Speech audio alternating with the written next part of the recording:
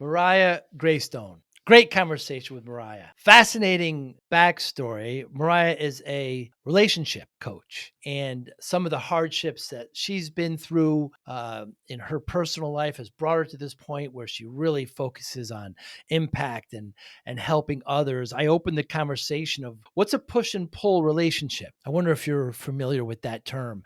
I was familiar in a business kind of sense where, your sales is pursuing and they're pushing and pulling.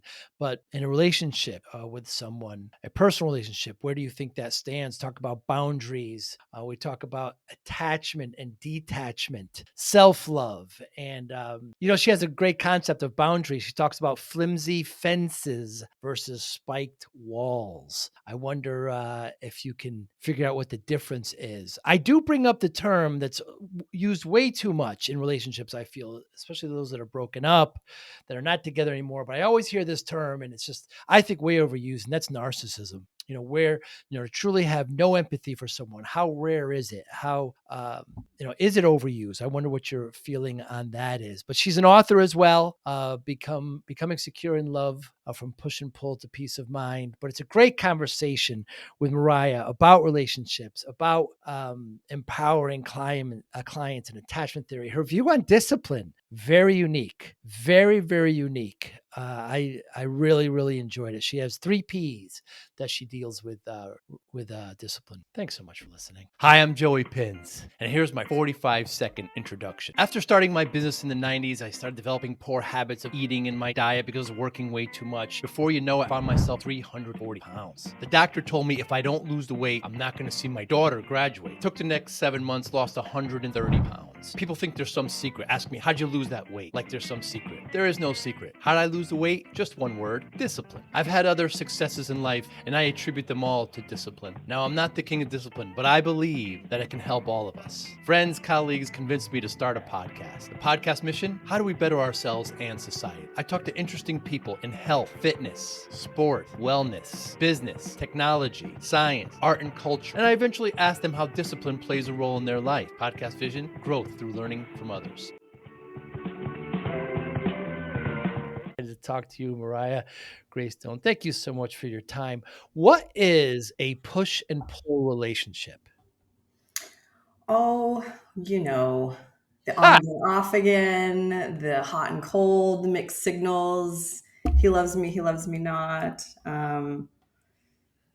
Those types of dynamics. See, because when I hear that phrase, Mariya, I think you're pushing him away and then pulling him back and then pushing and then pulling him back. But you're saying it's more of the opposite, doing that to you. Oh, honestly, it can go either way. There's just kind of a variety of Ah, flavors that can fit in that bucket. Oftentimes, honestly, I would probably say the default is, yeah, that one is pushing and the other is pulling. But hmm. sometimes those roles can get reversed. I hear that term in business, Mm, when, a lot, but I've never really heard it in just personal relationships. mm. But I could see how it could be applicable. You talk a lot, Mariya, about boundaries, and you got great social media. Boundaries are a service. They're how we show up resourced. Mhm. Because if you don't set those boundaries right away, what happens? Well, then you overgive and you end up resentful. Hmm. Hmm. And how do we avoid that? Well, one of the biggest hurdles, frankly, is having clarity on what our boundaries even are. Like Hmm. on multiple levels, like what boundaries are like as a definition, because that's often a bit unclear in society, and also what our personal boundaries are, where our limits are. Yeah, because I often hear these kind of, I remember the first time my good friend said, "Oh, I'm going to go. Somebody set me up on a date, but she's a vegetarian. I don't know if I could be." I said, "Jerry, she's not a Nazi. She just doesn't eat meat. What's the what's the big deal?" I mean, and he goes, "Yeah, you're right." So people kind of have these, if he doesn't know how to set his plate, I'm not touching, so people kind of have, I hear these from my single friends, that they have these so-called boundaries that are not, just kind of preferences. That's a great distinction. Absolutely. And so we have to break free from that. And oh my god, if they're not a Yankee fan, I will not touch them. So, I mean, so what happens because you're so vulnerable at those first kind of introductions, right? Because you Mhm. don't want to seem you don't want to seem too difficult, but you want to be accepting and you want to definitely have boundaries. But you kind of mentioned it before, you have to kind of know what your boundaries are. Yes, and I think what is even more important is having like a relationship with yourself Mm. that helps you identify your boundaries when you come up against them. Because sometimes, like, they fluctuate, they vary from, day to day, throughout the day, depending on circumstances and who the people are. I like to think of our boundaries really as resource limits. And they're not the same thing as needs. Both are really important, but they're Mm. communicated differently. Like, to communicate about a need, it usually involves some sort of request. But when we're communicating about boundaries, it's more a matter of like a gift of information. Like, I'm going to tell you cause and effect, like what happens under certain circumstances for me and what I'm going to do to manage my resources as a result. So, for Hmm. example, when I receive harsh criticism, I tend to feel shame. And so, to care for myself, I'll remove myself from the conversation. But that's part of a larger ongoing conversation within close relationships. Hmm. Um, when you're just starting out getting to know people, sometimes you just have to learn to navigate them as they come up. And so sometimes, I can't, I'm not great with examples on the spot, but like sometimes something will happen and you'll realize that that's kind of a boundary for you. And then you can kind of communicate it and just say, yeah, I'm not available for that, or that's something I'm not open to discussing, or I'm really honestly not interested in that. One of my favorite things to do though is follow a no with a yes. Hmm. So, if a friend, and this happened to me once, a friend asked me if I could help her move today. And I was like, no, I can't help you move today, but I can probably help you unpack this weekend. So, especially if you want to maintain the relationship and stay engaged with the person, it's a great way to deliver a no without disengaging by being able to follow it up with a yes. Hmm. Yeah, and Ryan, we do that in business. We call it well, we call it a poop sandwich, right? Where so you have the good parts on the outside, Yeah. and then you deliver the right. So we say, everything is going well. I love the way you do this and this. You need a little help in this area, but continue to do great on those. Yeah. It is very similar. Yeah. And in fact, I kind of came up with it partly from my background in dog training. Like they That's right. really encourage people to, pet owners to follow a no with a yes, but in a different context, more like don't do that, do this. Mm. In this case, it's I'm not available for that, but I am available for this. What parallels can you bring, Mariah, to dog training and dating? Oh, so many. Being delicate, of course. Yeah. Actually, it's funny. Someone was just telling me the other day about an older movie that was something about like how to train your boyfriend or how to train your husband or how to train your man or something like that. And in the plot, someone had given a woman a book on puppy training, and she was like, "I don't understand." They were like, "The principles Just apply." substitute. Yeah, just substitute puppy and man. Yeah. Huh. And it was specifically around the philosophy, basically reward the good, ignore the Right, bad. right. And that will increase, the occurrences of the desired behavior and decrease the occurrences of the undesirable behavior. I often tell my friends that are single, especially the women, that just you have to leave no area for misinterpretation with men. I mean, I know it seems like overkill, but it just have to be as direct as possible because they won't understand. They just won't. And not every case, Yeah. but well, he should know that. I hear this a lot. Well, he should know that. Just assume he doesn't. I know he should. And I shame call on it him the for that. psychic game. And Talk about frankly, it. my last partner was a man and was worse at it than most women I've met. Like he would play the Really? psychic game with me a lot. And he wouldn't say things like, you should know that, but he would clearly get upset about things under the assumption that, like, how am I supposed to know that if you don't communicate? And it definitely goes Mm. both ways. I think that humans just kind of have a tendency to forget where the distinction lies between what's only in my brain versus what is maybe also in your brain. You know, some things seem so obvious to us, but Hmm. we have to remember that we have to be explicit. Have to be explicit. Yeah, you know that. So when you say the psychic game, you're generally meaning just managing expectations. Yeah, well, the psychic game, in my definition, is basically like expecting people. Yeah, managing your own expectations, more like, Mm. because the psychic game is where we expect people to be able to read our minds, essentially. And we don't all usually think of it that way, but it's what it feels like to the other person, I think. Mm. It can be very difficult. You wrote a book, a great book, Becoming Secure in Love from Push and Pull to Peace of Mind. What do you want the reader to come away with? So that book is actually targeted to people with insecure attachment styles. Mm. And there's a process of what psychologists call becoming earned secure. So basically, in your early development, you can just develop into a secure attachment, or you can develop into an insecure attachment. And there's a variety of flavors of that. But in my estimation, they all kind of boil down to simultaneously desiring and fearing love and Hmm. doing all sorts of odd machinations to sort that out. But through a process of rooting your security within yourself, you can become what's called earned secure later in life. And um, instead, like a lot of those push and pull dynamics in relationships come from insecure attachment styles.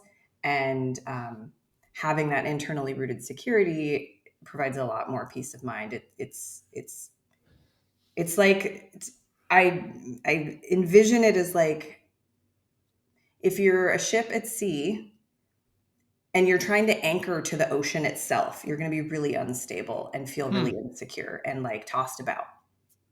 But if you drop anchor directly below you, down into the foundation of the earth, straight beneath you, you know, then that's where you have that stability and life will continue to fluctuate. People will continue to have their mood swings and whatever around you, but you'll have your own center of security. Insecure attachment.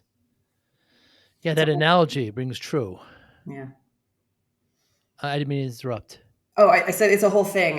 You might have heard of like anxious or avoidant Hmm. people. Those are insecure attachment styles. Very And interesting. that's where a lot of that push and pull dynamic comes from as well, because when people that have an anxious attachment sort of default, and I say that because I feel like we can do either of these depending on situations, but some people tend to have a default. And the anxious attachment types, when that fear of love gets triggered, they reach out, they grasp, they cling, they want closeness to feel safe. And when someone is more of an avoidant style, or perhaps kind of being triggered by an anxious style, the avoidant attachment response is to pull away or push away in order to create distance to feel safe. Hmm. And bringing that back to boundaries, what that can often look like in terms of boundaries is flimsy fences and spiked walls.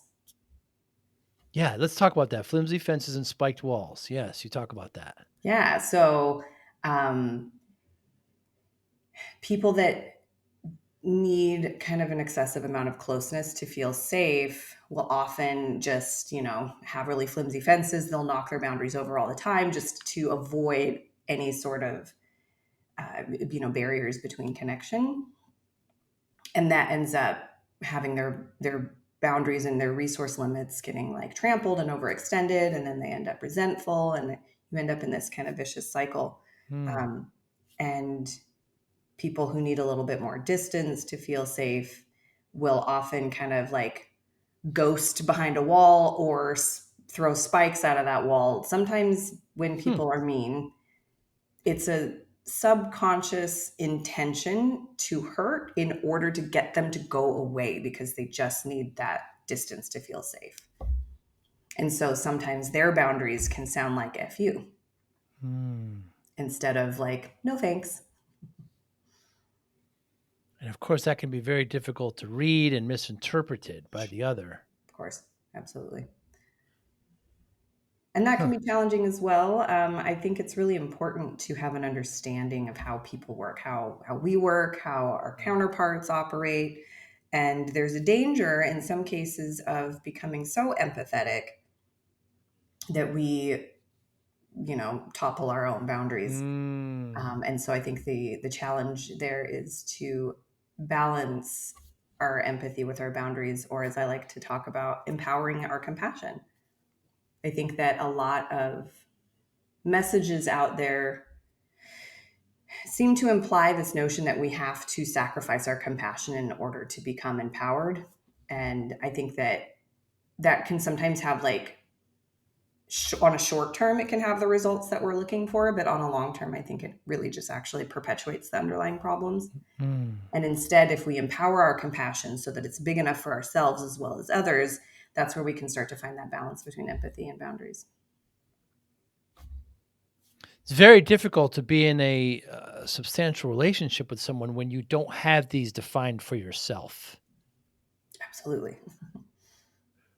And fortunately, as you work on understanding others and having compassion for others, your self-understanding and self-compassion grows. And conversely, as you focus on your inner work and learning more about yourself and your boundaries, your recognition and acceptance of other people's boundaries and operating systems grows as well. So you almost start redefining yourself based on your experience in relationship with another. Is that what you're suggesting? Oh, I think it's inevitable if you start down this journey. Yeah. I heard you on one podcast where the host was talking about this relationship he had, and just from the outside perspective, it was so obvious to me what was happening in that relationship, and he kept going back and he kept going back, and it's like, what? And I think it's exactly what you're describing here. I mean, you just kind of overlook these obvious things just because there's compassion there, and you get blinded, and there's too much empathy. Absolutely. I don't want to say who it was, but maybe somebody could figure it out. I think you know who it is, but it's so difficult to navigate because you really have to define it yourself. You also talk about, red flags. I have a friend who says, I spend a lifetime painting red flags pink. So how do you, if you see these flags, but again, if you're redefining yourself, they may not be red after all. They might be something that's really not that bad. Yes, absolutely. But Those kinds of things can change for sure. Did you say but? yeah, but there's always a but. I mean, they might not be bad, but maybe they are. I mean, but you're just suggesting that you're going to grow too as a person. So some of those things, maybe I can be with a non-Yankee fan, or maybe it's something that's a little more substantial. And so that continues to slide, and you make these adjustments for relationships. So sometimes we go too deep. Absolutely. I have been there. Yeah, so have Yeah. I. Yeah. Right. I remember in one relationship early on, I started noticing some dynamics that didn't feel great for me. It's not necessarily that they were bad, but I wanted them to be better. And so I, tactfully proposed some adjustments on his part, and he considered it. I think in the moment he was like, yeah, I mean, I could probably do that. And then I think it was like a day later or something. He was like, I'm mature, I'm grown, I'm kind of who I am. I've pretty much shown you who I am. And he kind of gave me the take it or leave it. And then he also added, I'm not really asking you to change. And it got me. It was like, oh, challenge accepted. I can accept you. I can reciprocate the acceptance that you've given me, and thus spawned what became quite a crucible relationship in my life. And it was good. And I had many clear moments of choice that I did choose to stay, largely because I'm a little bit of a masochistic growth geek. And there was so much opportunity for personal growth that kept coming up. So I stuck with it. But in retrospect, with what I know about myself in relationships now, I would have seen that as a red flag at the time. Mm. And I don't regret leaning into it, but because, like I said, it opened up so much really fruitful discovery for me. But now, if someone were to say that, I would say, I don't know exactly what I would say to them, but Right. my response would be, this is not aligned. Right. There's nothing wrong with him. There's nothing wrong with him that he doesn't want to make those adjustments or maybe isn't capable of them. And there's nothing wrong with me that I prefer them or desire them or need them.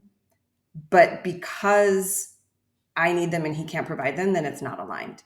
And it doesn't have to be good or bad. I really try and move away from those type of like morality judgments of good and bad and just assess things in terms of alignment. I think that that's another way that I've found peace of mind. Mm. Yeah, Mariah, you talked about this. You went into business with this one person, and then you ended up being in a relationship, and you wanted to get out of the relationship, but somehow still stay in the business. And you lived with them, and then you didn't want, and you cut out certain activities, hoping it would dial it back. And very tough situation now. Many people don't get divorced because it's too expensive. Oh man, or have kids? Or kids, yeah. Yeah. Yeah. I mean I was fortunate that I was able to do that. Yeah, we had a number. We got into business later on, and developed a few other dynamics that I wanted to maintain. And yeah, so I very carefully and mindfully, Good for you. kind of incrementally dialed, just like surgically removed the Look at you. Good for romance you. out Yes. of our Yes. relationship, so that we can maintain our friendship. And we have. I'm actually hanging out with him on Thursday, Good for you. and that by the time everything was wound down, I think it was 2.5 years ago. So Wow. yeah, but yeah, we weren't legally married. I do own half of his house, but it's Right. fine, whatever. It's an investment. Um, and actually, side note, I did. We swapped that out for kind of an annuity instead, or like a specialized loan, because I didn't want to be Good. responsible for maintenance and stuff when I'm not living there. Mm. But yeah, we found ways to work things out.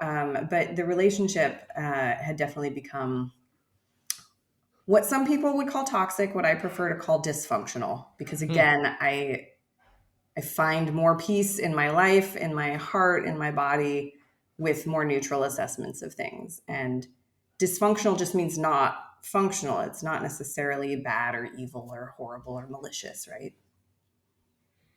I But like there were that. definitely some abusive aspects. And Mm. I don't, they say really every relationship takes two people. And I believe that it includes abusive relationships. And I'm not here Hmm. to victim shame. And I know that there are a lot of extenuating circumstances and it's a huge oversimplification. But one of the things that helped me kind of extricate myself from that dynamic was recognizing how I was contributing to Hmm. the abusive dynamic simply by participating in it. Huh. I like that term, right? Neutral assessment. So you're not judging at all. You're just making an assessment. Is an ultimatum a red flag? I often find it kind of tricky to Hmm. define an ultimatum. Like, I mean, we all kind of know what it looks like, but it doesn't always, like, not every presentation of that, if this or else, feels like an ultimatum. So I think it has a lot more to do with the energy behind it. Um, and frankly, a lot of things that might be classified as ultimatums are really just boundaries. So Hmm. it, again, not necessarily, but depending on the boundary or the ultimatum, I might just see it as kind of a misalignment. I mean, red flags Misalignment. for me are more like meanness Hmm. or outright deceit. Someone who's like really rude to the waiter type of thing. Like Hmm. that's um, that's a red flag for me. But what I really like to focus on is my internal red flags. If I Hmm. feel like I need to defend myself, like explaining yourself when you're meeting someone new is understandable. Like maybe you say something and they must misunderstand you and you're like, oh, let me give you more context. But if I feel like I'm defending my ideas or defending my choices or defending my goodness, it doesn't necessarily mean that they're doing anything wrong. But whatever it is about our energy or shared energy, the alchemy in that that is bringing that impulse out of me, it's not a behavior I like doing. It's not a Hmm. dynamic I want to participate in. So for me, that's kind of an internal red flag that indicates to me that it's not an aligned match. That's really cool, Mariah, because when I think red flags, I think what are the other people doing? But you're saying look at your red flags. That's a very interesting way because you can control that. Not always. I mean, it's I don't think it's how do I say this? Yes, it's more empowering for Yeah, sure. empowering. But Yeah. either way, like when you notice a red flag, you have control over, you have a Mm, choice of how reaction. you respond. Hmm. But I've learned that what I used to try and do was when you say control that, this is why I'm saying I'm pushing back a little bit. Yeah. Um, I used to try and like if I noticed that I was getting defensive, for example, like maybe I would try and fix that, like, oh, be more chill or whatever, you know. And instead, I'm like, if a dynamic is bringing that out of me, instead of trying to fix me about it, I'm just not going to invest in that dynamic. Huh. Now, if it's something that is showing up with everyone, yes, then maybe that's something I might want to work on. But when I started realizing that there are a small handful of people I've encountered in my life that I've kind of developed some friendships with, but like only to a certain extent. And I've noticed that like I will end up having to apologize for like offending them periodically. And then it's like, oh, shoot, I've done something wrong. I need to like be better or whatever. And after the last occurrence of that, I was like, I got a lot of friends that never comes up with. Mm. Maybe that's not a me problem. And maybe it's not a her problem or them problem either. Maybe again, it's just a sign of misalignment for me. Like Hmm. some people and I just aren't going to be able to be good friends because we just have different qualities and different styles of interacting that just aren't very aligned. They don't mesh well. A term gets thrown around all too often, I think, in relationships that I hear, especially X, is the term narcissism. Mhm. It's just so over. I don't know. It's like ADHD or something. I don't know. But, maybe that's an unfair comparison, but it just seems it just gets tossed around so often. I mean, to truly not have any empathy for others, I would hope is a rare thing. It really is. I am so tired of the narcissism term. Yes. Yes. One of the things that honestly irks me the most about it is it comes from a mindset, and I have to do a disclaimer here. The mindset is referred to as a victim mindset, Uh, and there is a huge distinction between someone who is actually a victim of like random violation and someone who walks through life with a victim mentality. Interesting. And often a lot of people get upset about victim shaming when it's not necessarily the same thing. Obviously, some people can abuse it, just like they can abuse the word narcissist. But in any case, the victim mentality is one of like zero responsibility. Hmm. They feel victimized by life. They feel like life is always just happening to them. They have no control over anything. Hmm. Hmm. They can't. They don't even have control over their own lives, and everything just happens to them, and it's never their fault.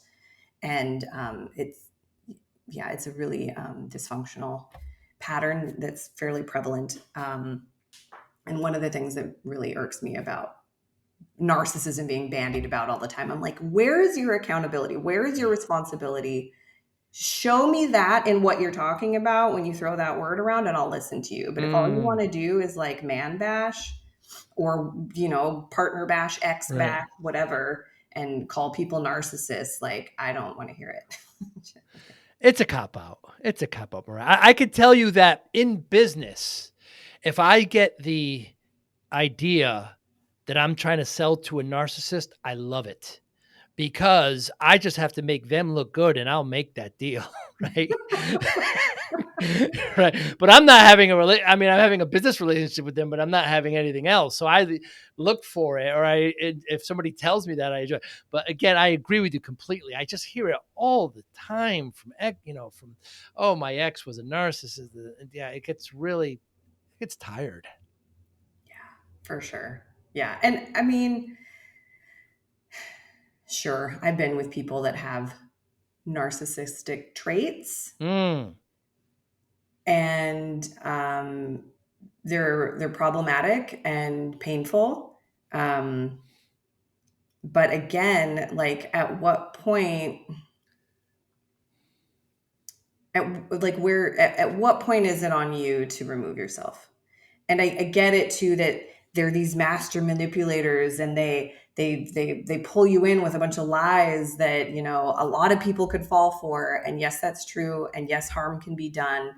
And there is a point at which you can walk away. And this is where I circle back to empowered compassion, because at the end of the day, most people who get called narcissist might actually have some issues. They might mm, not relate very well in functional, healthy ways. And they might have some stuff to work on. And those issues probably came about from a really dysfunctional upbringing. And they probably have a really difficult time accessing joy. They clearly have a difficult time having healthy relationships. Like, I don't know, have a little bit of pity for them as you safely distance yourself from them. Running mm, around calling them narcissists is exactly what do you call it? Like, it's not victim shaming, but it's like mental health shaming, right? Like we're mm, trying to, or mental illness, we're trying to like destigmatize mental illness these days. And at the same time, we're running around calling everybody narcissists. And it's like, mm. they're probably mentally ill. If what you're saying is true, they probably need help. And it doesn't They mean that need you help. have to help them. It doesn't mean that you weren't harmed by them, but like get some safe distance and Mm. have some compassion. Yeah, of course, the old joke is, I was called an ignorant narcissist, and I said, I don't know and I don't care. Right? It's a bad joke. But if you can't do it with love, it's not a real solution. I did say that, didn't I? Yes. Um, I say that because how you do one thing is how you do everything. Hmm. And our brains have these like mental operating systems. Judgment is one of them. If we run around judging everything as good or bad, um, not only are we judging others, somewhere in our day, we're also judging ourselves. Hmm. If you are on the mental operating system of love and you're giving love to other people, you're also giving love to yourself. Hmm. Um, Obviously, within balance and reason, right? Like not the over giving flimsy fences style, but really true. It feels cheesy to say this, but like real love, and I don't mean like romance Disney, but like love as a force in the universe is universal. Like I love saying love is unconditional, Hmm. relationships are not.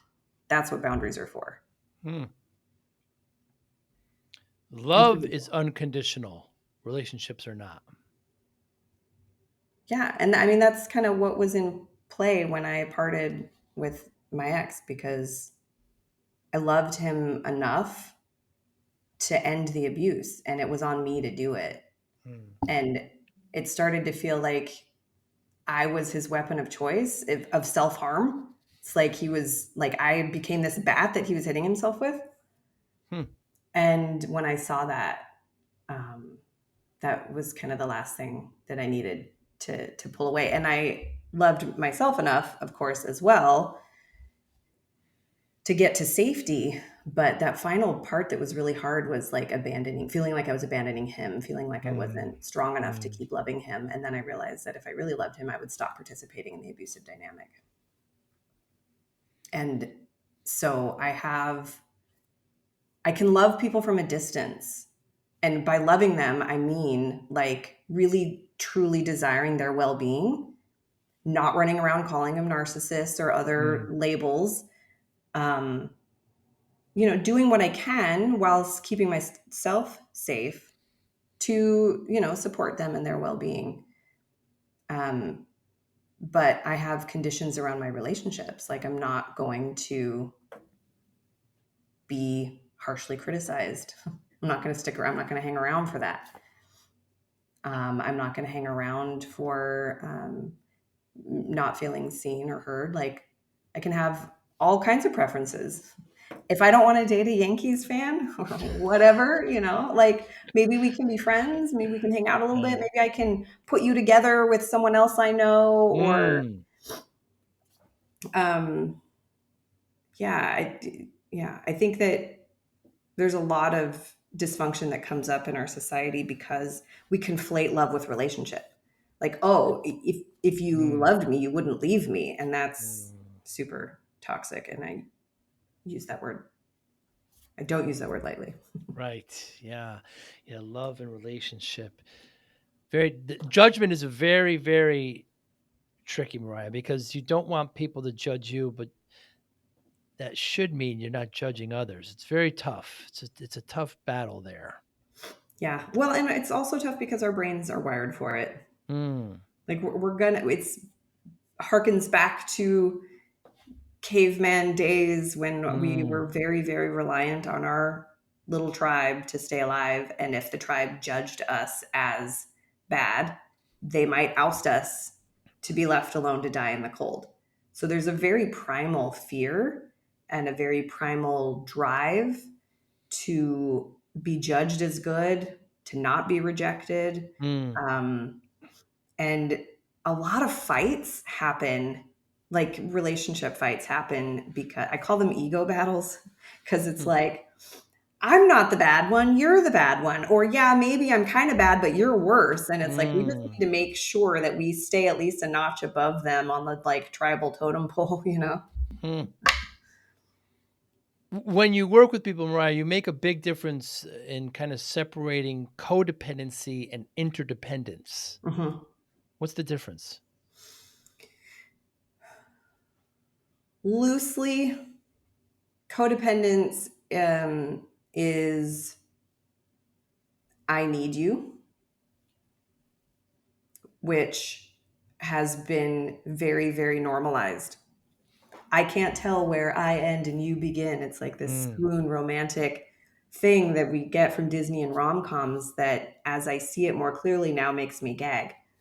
We're Hmm. supposed to be individuated, and we can we can still rely on each other and depend on each other, as long as we are dependable. Um, but we maintain our independence. So interdependence is like it's a bigger thing. I mean, in a way, everything is interdependent and interconnected. Mm. But bringing that into relationships, it's like two people who are self-fulfilled, who are capable of living and being happy and thriving on their own, come together to support each other in like a synergistic capacity that they can do more together. Hmm.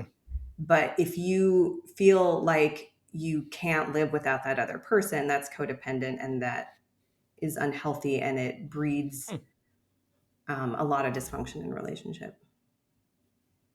It does. Yeah. And it seldom ends in a good place. Yeah.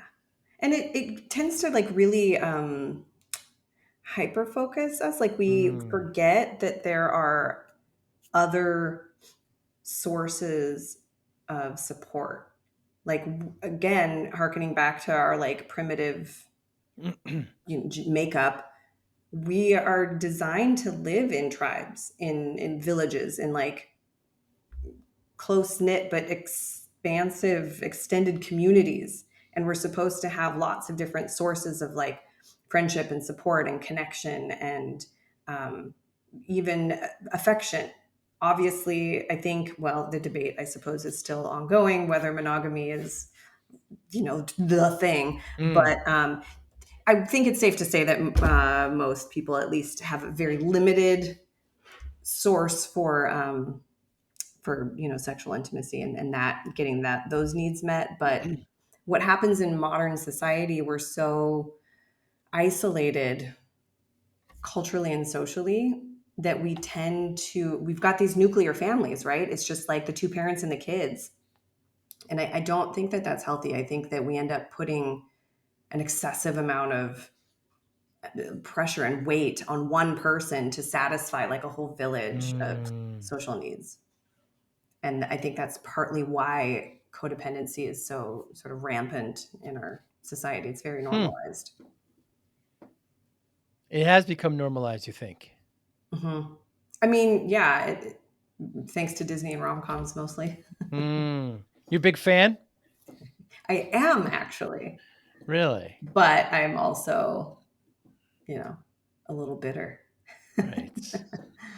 It's okay to be both. Yeah. When you work with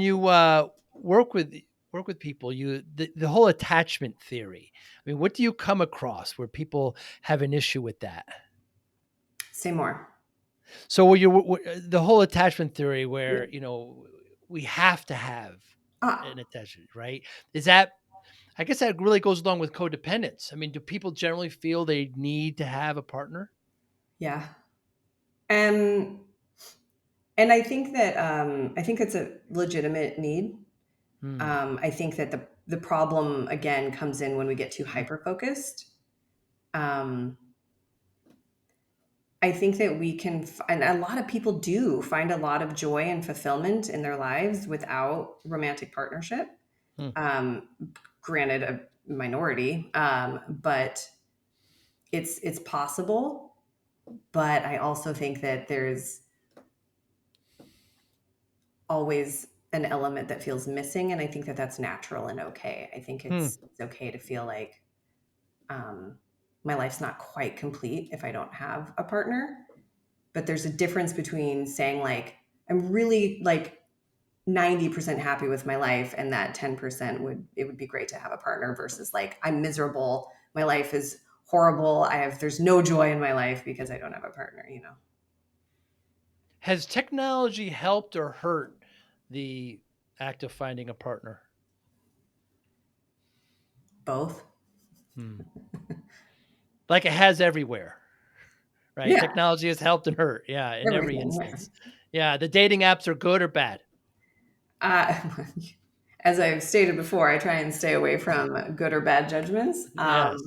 I personally can't handle them anymore. I have had like a on and off relationship with them for quite a while, and Hmm. I'm finally done. I just can't. Every time I go back, I'm like, oh yeah, this is why.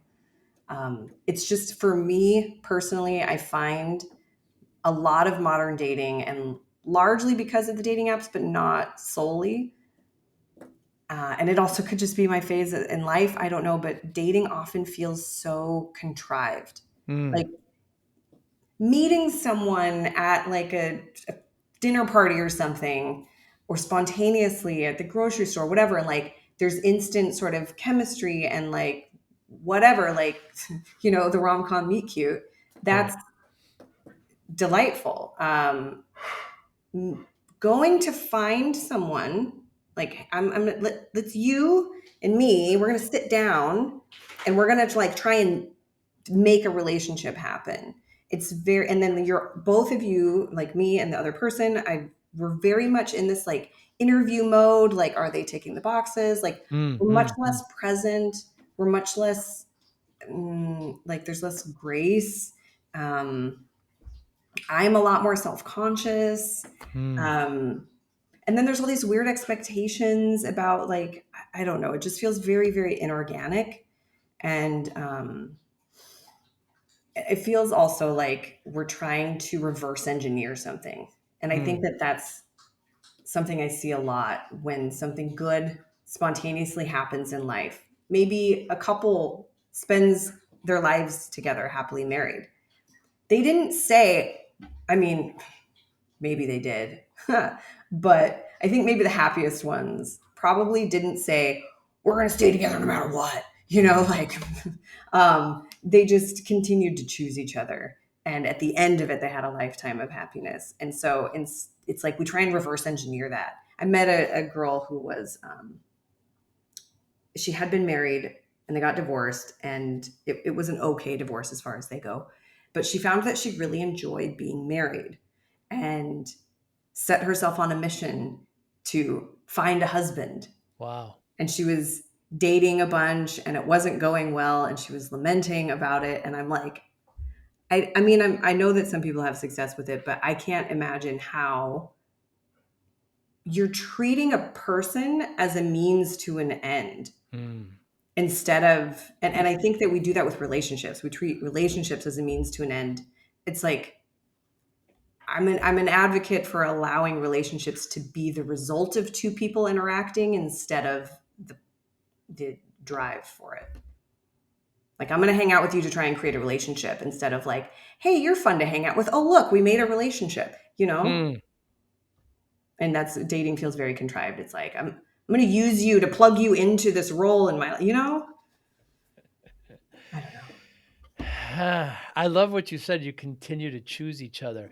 So if we steel man the argument of the dating apps, because statistically,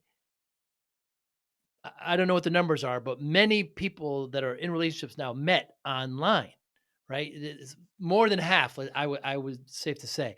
So the steel man argument is, well, you wouldn't be able to meet these people, so we have a venue to get them here. The bad part is that there's so many that you just go on to the next one if there's just one little pink flag. Oh my goodness, why would she wear that dress or that color shirt or something, or be in that, so there's too many. And maybe AI will help that. So when I was single for a while, I was on, and I have a tech background. I turned it into a database, and I got formulaic, and I went on.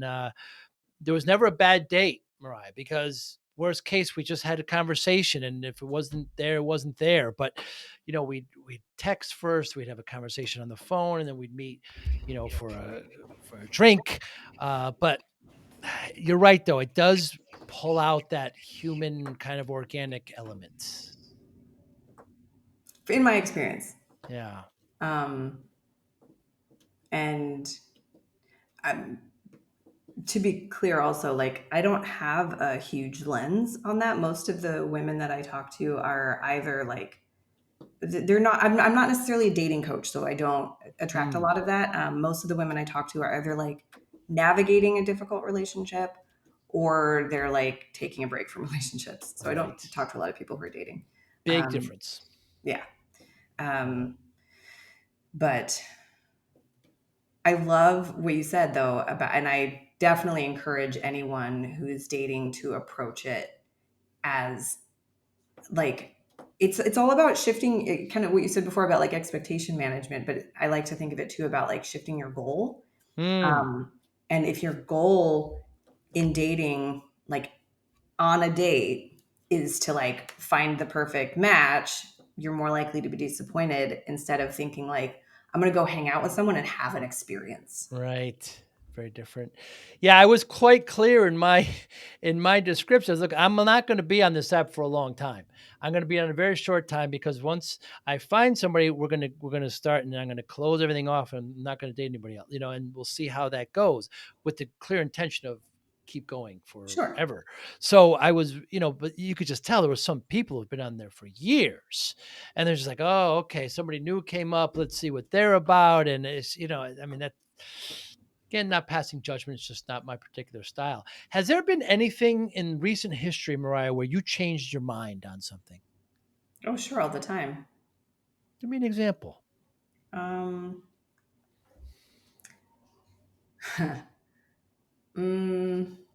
No, actually, sorry, I can't say that one. Ah! No, it's relating to my job. I have a day job. I say. I'm so bad at coming up with examples on the spot. Can I ask why you're asking? I think it's important that that people change their mind on some things. We live in a society where people kind of dig in to Ah, their beliefs, and we're so polarized, and I personally, it's not right or wrong. I will change my mind on any subject given new evidence. yeah. Honestly, I think the things that I changed my mind about, I'll back up a little bit. Because when you say changing your mind on like, I think stances that you take, Stance, so giving, perspective, yeah. decision. But in terms of stances, I rarely, I don't, there aren't many stances I take very firmly. And that's just kind of my nature. I've always, so on a side note, my last name, Graystone, Great name. thank you. It's mine. I invented it. I legally changed it, Oh, but cool. it's got an onion of layers to it of meaning for me. Huh. But gray goes way back. And the significance of gray for me is like in middle school, I was like, um, teen angst, whatever. I was like railing against this whole, like, all these adults that thought in like black and white. And I Right. thought that was such BS because there's this multitude of shades of gray to reality, Sure. you know? Sure. And so that's kind of in my makeup in terms of stances and stuff. I don't take very firm stances on many things. So there's not much of a mind made up to be changed in those types of things.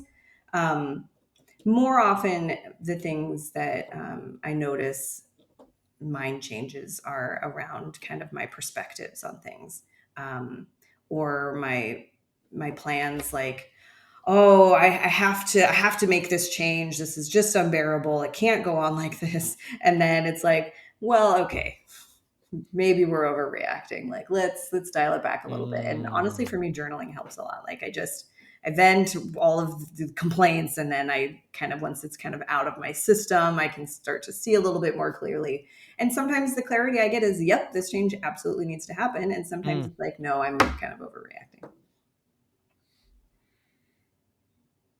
So I started my business. I'm a little older than you, back in the '90s, and was working way too hard, Mariah. And I was 14, 16-hour days and not paying attention to myself, shifting my priorities. And next thing you know, the doctor's telling me I got up to 340 pounds. And the doctor said to me, if I don't lose the weight, I'm not going to see my daughter graduate. My daughter was just born. So, I'm driving home, punching the steering wheel. What have I done to myself? And I'm the one who did this. The wonderful thing about your body is that I didn't really feel it. I didn't, because I would lose my breath a little bit going upstairs, but I just got used to it. I was a 46-inch waist, and I'm 32-inch now and 200 pounds. So it's very, very different. So it took 7 months, lost about 130 pounds, kept it off. You can't look at it as a finishing line. You got to completely, move with the change. It's a life change, not a temporary change. Right. But people want a quick answer. What's your quick answer? How did you do it? What's your secret? And of course, Right. there's no secret. There's no secret at all. Discipline. That's how I did it. I got focused. I created routines. I got organized. There's order, and that's how I lost it. And I kept it off. I wonder how discipline plays a role in your life, Mariya Greystone. Well, it's funny. I have a two-part answer. I have a sort of contentious relationship with the word discipline because Hmm. my inner rebel likes to Hmm. come out and be like, Screw can't that. make me do what I do what I want. Right. So Right. I've had to like find some delicate approaches to discipline, but and for me, and I think a lot of people, but words are powerful, Hmm. and I can get really like nuanced with words. I enjoy being a bit of a wordsmith, but Good. I like having practices. Um, and one of my kind of foundational practices in life, I call my peaceful power practice. And Peaceful.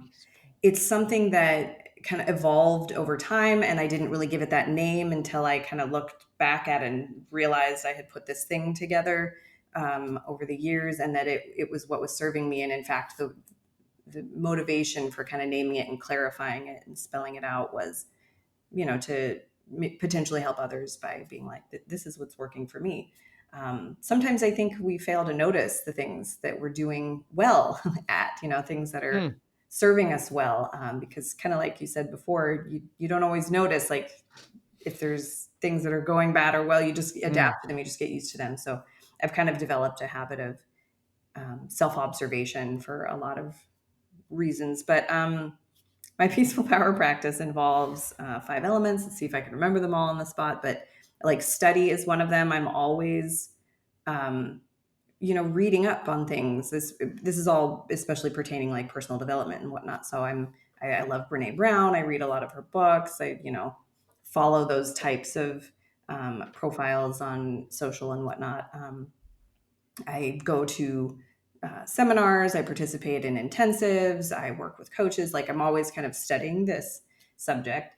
And part of that also is, taking notes and revisiting them. And I'll create little, like, I call them inspo graphics, and I'll keep them on my phone as little like reminders of whatever particular thing I'm sort of working on. Like right now I'm revisiting, which is a thing we do a lot.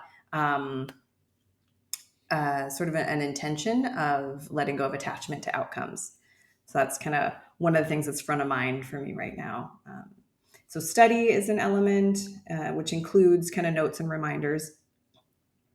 And self-reflection is an element too. And that involves a lot of journaling, just that self-observation that I mentioned. I think that self-awareness is really, really key to empowering ourselves to be able to make choices that are aligned with our values and goals, instead of just kind of operating on reactive autopilot things. So that self-reflection is a big element.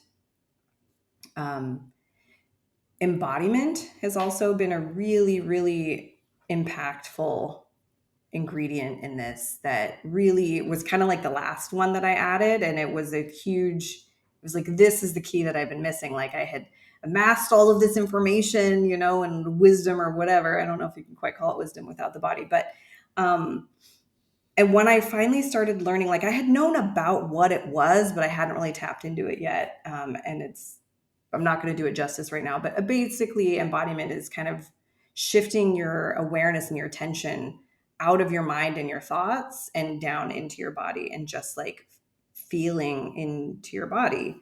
And there's a lot of wisdom in the body, and it speaks a very different language than the mind. And it's really informative.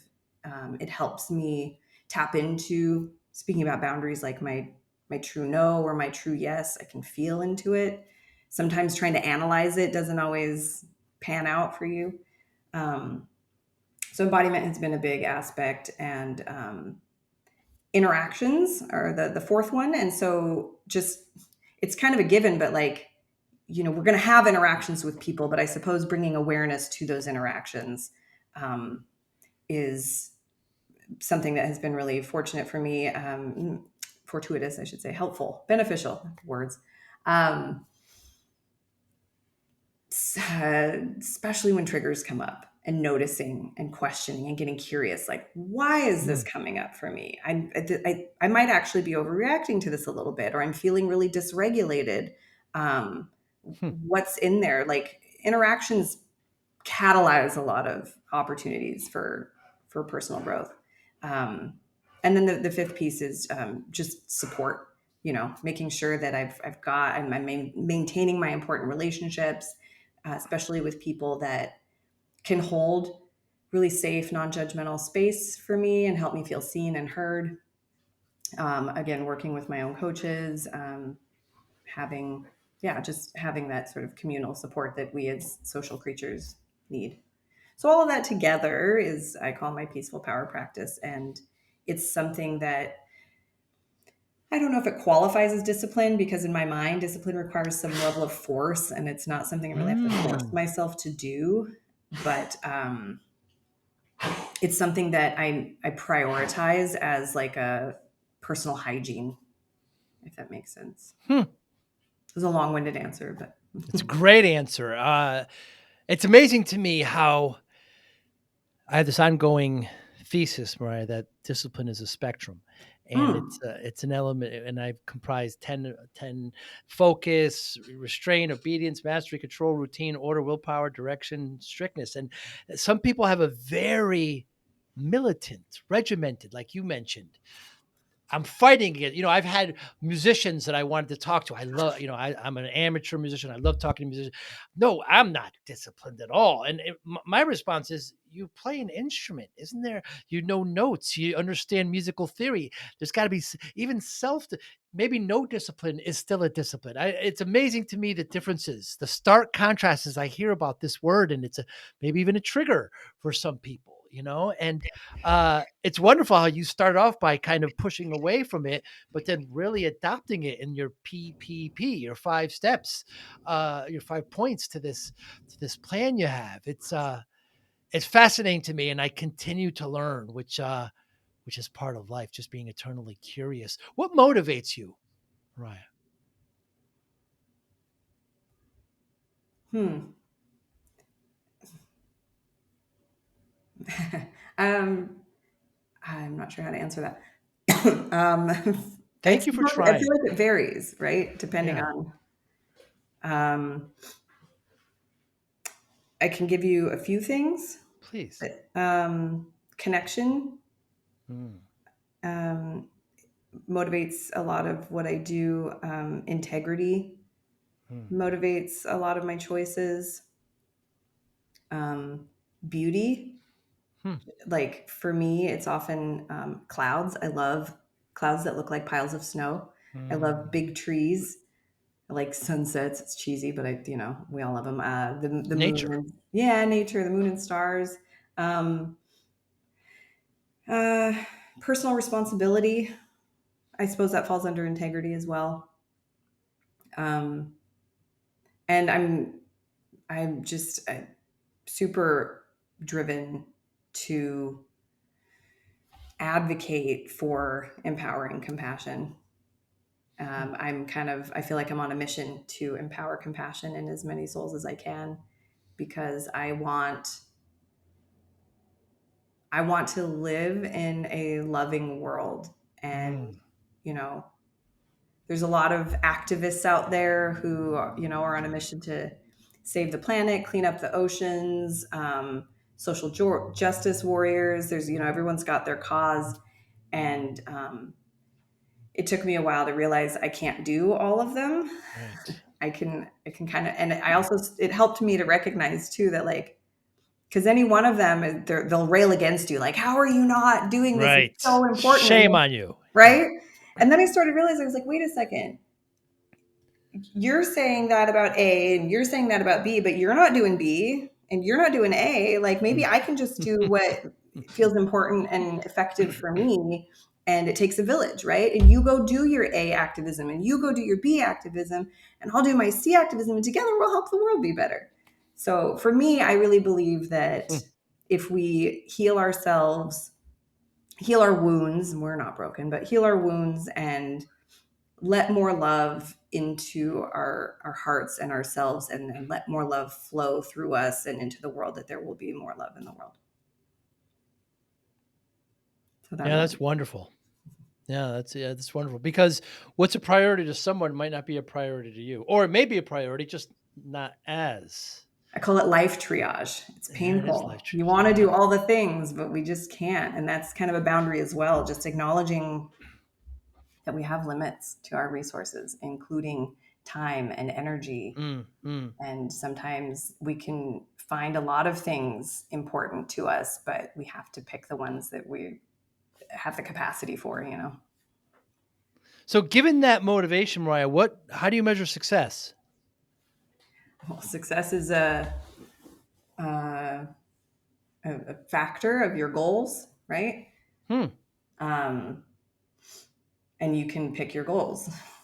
So for me, I suppose that I am feeling successful if I am having an impact in empowering compassion. And for me, that tends to be actively working with clients on that, with Mm, coaching mm. clients. And right now, I have a small group that I'm working through, a group program. and that fulfills me. I would love Mm, to do more. I've got some more things on the horizon, but as long as I'm doing something that feels like I'm touching at least one more person, I feel like I'm on the right path. impact. Hmm. I was so glad when we set this up. It's not easy. It takes a remarkable person, I believe, to show others and to tell others, look, these are the struggles I've had, and this is how I've kind of come to a great place, and now I'm helping others do it. And you know, many people will have a problem, try to solve, and just kind of hold it in and move on their life. But again, a great person like yourself shares it with others. I thank you so much for your time today. Anybody listening, how can they get in touch with you? Best, easiest way is my website, Love Coach Mariya. That's Love Coach Mariya.com. You could reach out. There's all the options are there. They And you can sure find me are. You on social under Love Coach Mariya as well. you have a great podcast, and we'll call it a podcast, right? Where you talk to people and on YouTube and Instagram. Of course, you're there. Of course, your book is on Amazon, LinkedIn, and thank you so much for your time today. I hope when I'm in the greater central Texas area again, we can get a cup of tea. That'd be delightful. You be well. Thank you so much. Thank you. Thank you for listening and or viewing Joey Pinz Discipline Conversations. Please share this episode with one or two of your friends who you think may benefit from the episode. Our website, www.joeypins.com. There you'll find lots of resources and you could join our mailing list. Please follow us on all our social media, Instagram, Twitter, and Facebook. Podcast information, the video version of our podcast is on YouTube. Please subscribe. Audio is on all major podcasting platforms. Please follow them. And if you like it, please consider giving 5-star rating. Would really appreciate that. Thank you again for listening or watching Joey Pinz Discipline Conversations.